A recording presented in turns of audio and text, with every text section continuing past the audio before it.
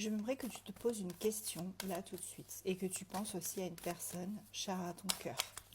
On va faire le tirage en diamant pour voir un petit peu eh bien, le nœud du problème, ce qui se passe à ton insu, domaine de l'inconscient, l'influence et toutes les choses dont tu as besoin pour...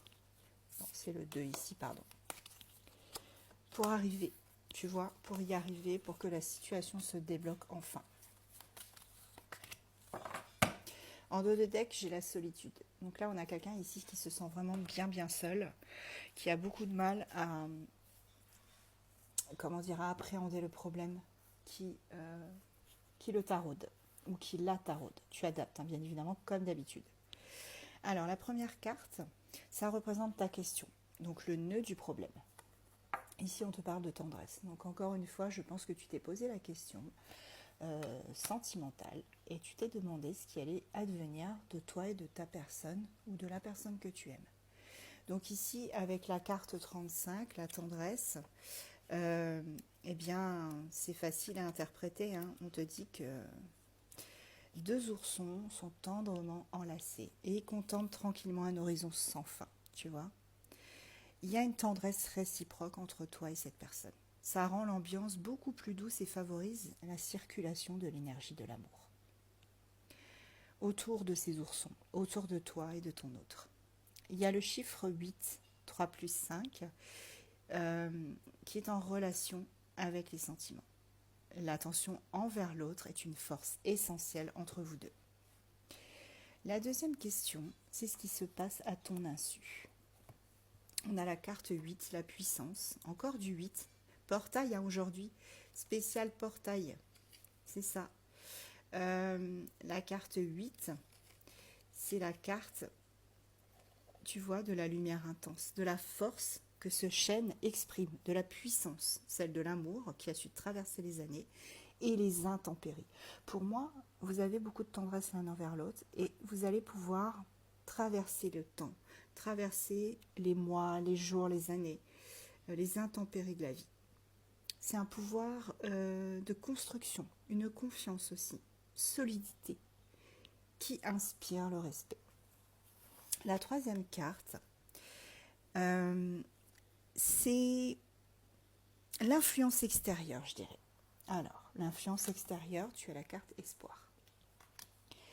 Donc, pour la carte influence extérieure, on est vraiment sur, en numérologie, on obtient le 2. 1 plus 1, 2.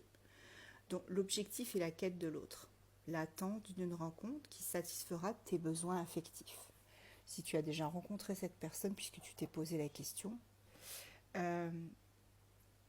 cette bouteille échouée sur le sable a été confiée à la mer. Et ce geste exprime la confiance de celui qui ne cesse d'espérer. Donc, tu ne cesses d'espérer que cette relation évolue. La quatrième carte, c'est ce dont tu as besoin pour que justement cette situation évolue. Et regarde.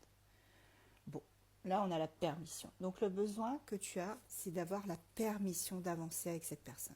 Et on va te la donner. Le ciel est bleu, le nuage se dissipe, le feu passe au vert. Donc c'est signe positif que pour cet engagement, ça va aller, les conditions sont bonnes. Tu peux avancer et prendre les bonnes décisions.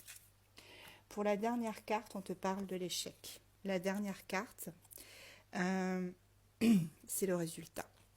Alors, ça peut au premier abord faire peur, parce que sur cet échiquier, le roi et la reine vivent une scène douloureuse, tu vois. L'un des deux est mis à terre par celui qui, après réflexion, a gagné la partie. Mais est-ce que là, ici, quelqu'un a véritablement gagné ? C'est pas dit. Cette carte, elle révèle aussi la difficulté de mener à bien ton projet ou de continuer ta vie à deux. On a le numéro 34. En réduction, ça nous donne 7, qui est le chiffre de la sagesse et de la force mentale. Donc pour moi, oui, tu vas arriver à avancer, tu as la permission, tu as de l'espoir. C'est puissant entre vous, il y a beaucoup de tendresse. Même si tu as l'impression que l'un des deux contrôle la situation. Pour moi, ça va avancer. Et ne te sens pas seul. Regarde, ne te sens pas seul parce que cette rencontre, ça a été vraiment une belle rencontre.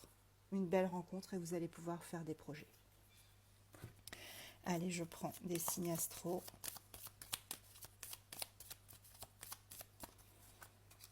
Balance. Cancer.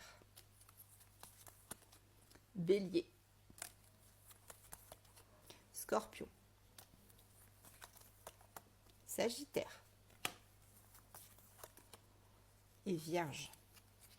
Et en dos de deck, j'ai le petit poisson.